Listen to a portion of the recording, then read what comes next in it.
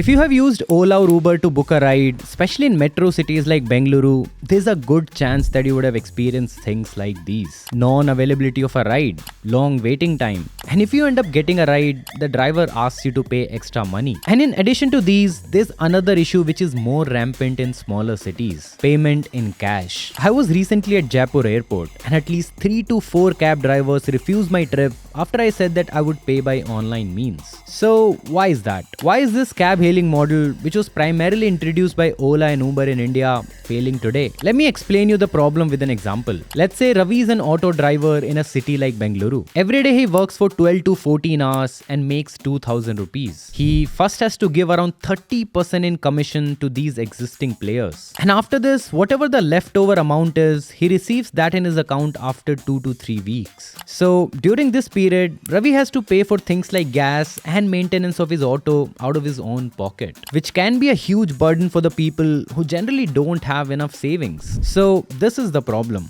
Firstly, these drivers have to pay a hefty commission to these companies, and if they opt for online mode of payment, they receive the money after 2 to 3 weeks. And because of this, cab hailing model was facing a crisis. This was when a new business model was introduced in the cab hailing sector, the zero commission model, and it was primarily led by Namma Yatri, which is a part of government-led ONDC. And the idea behind this model is fairly simple. The platform would not charge any commission from the drivers, and which brings up the question, how will it make money? The answer is subscriptions. You see, instead of charging a commission on every ride, Namma Yatri introduced a fixed subscription fee, 25 rupees per day for unlimited rides or 3.5 rupees for less than 10 rides a day. So this means that no matter how many rides a driver does in a day or how much money he makes, he doesn't have to pay more than 35 rupees a day. That's it.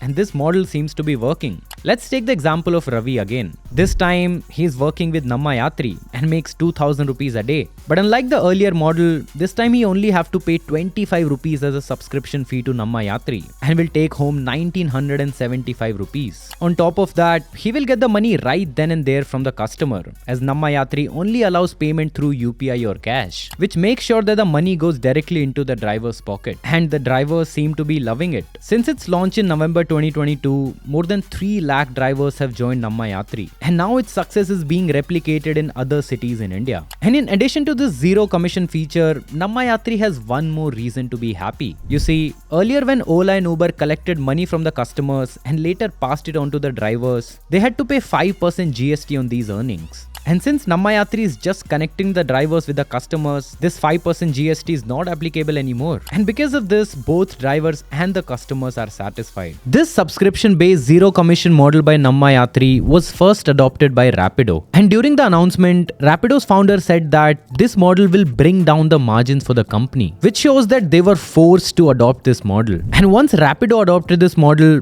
Ola and Uber also started to face heat as the competition from Namma Yatri and Rapido was starting to get fierce. Drivers were leaving them for Namma Yatri and Rapido. Scared of losing business, Ola and Uber too recently announced that they will be launching their own subscription-based model for drivers. And even though they won't be able to control prices and collect payments from customers like before, they don't have any other choice. Namma Yatri has compelled them to adopt this new model. And it seems Namma Yatri is not done yet. It is now set to disrupt the bread and butter of Ola and Uber, the cab hailing business. Just a week after Ola and Uber announced their own subscription model for auto drivers, Namma Yatri decided to launch their cab hailing business in Bengaluru. They have introduced the same zero commission subscription based model for their cab hailing business as well. And this is a massive development in this sector. Both Ola and Uber have spent over a decade pioneering this old commission based model. Ola Cabs is in fact planning to go public soon, so it'll be very interesting to see how they react to this move by Namma Yatri. Let me know in the comments what you think. Is this the end of Ola and Uber's dominance in the cab hailing business? Will they be forced to adopt this new model by Namma Yatri, or do you think they can continue with their existing model? Also, let me know your experience of booking cabs in different cities in India. Thanks for watching this video, and I'll see you in the next one.